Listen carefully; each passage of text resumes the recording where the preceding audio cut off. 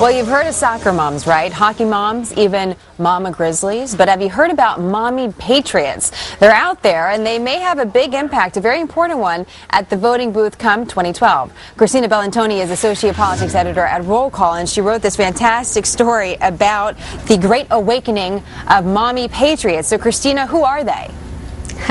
Well, I set out on this journey for More magazine to sort of explore not just who they are. These are women all across the country that are showing up at Tea Party rallies and are voting in many cases for the first time, but also about what's driving them, to sort of identify what were the passions that were getting them to show up for the first time, getting them to hold signs and to give money to political candidates for the first time. Are they mini Sarah Palins? In some cases they are. I mean, many of them have pretty strong praise for Sarah Palin, but not just Palin. Congresswoman Michelle Bachmann, who is obviously looking at running for president in 2012, really inspired many of them to get involved in ways they hadn't before. You know, I sort of set the piece, began in Minnesota, a group of women in St. Cloud, Minnesota, who had all been inspired by Bachmann to come to Washington to rally against the health care bill, and really to explore what are they doing now, where are they taking that energy, and will they really be influential, particularly in the presidential race in 2012. So what are they doing?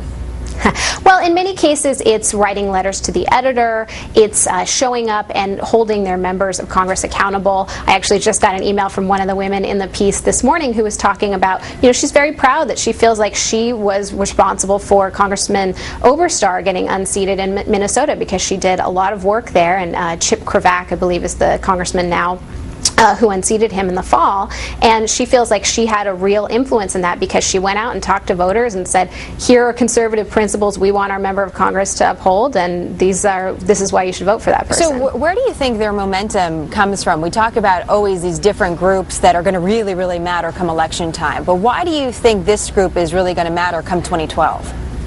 One thing that's interesting about this group is they're starting to feel, it was really, I use the word awakening often in the piece, but it was a feeling where they felt a little silenced by the election of Barack Obama because he was so popular initially, and so many, particularly of their children or relatives, would be talking about him at the dinner table, and they felt like they couldn't say anything, even though they wanted to be supportive of their family. They couldn't really speak out about their conservative ideals. But through technology, Twitter, through blogs, the mommy patriots phrase actually comes from the blog As a Mom, where many of these moms first started getting involved and realizing, and I kept hearing this again and again, they didn't feel alone.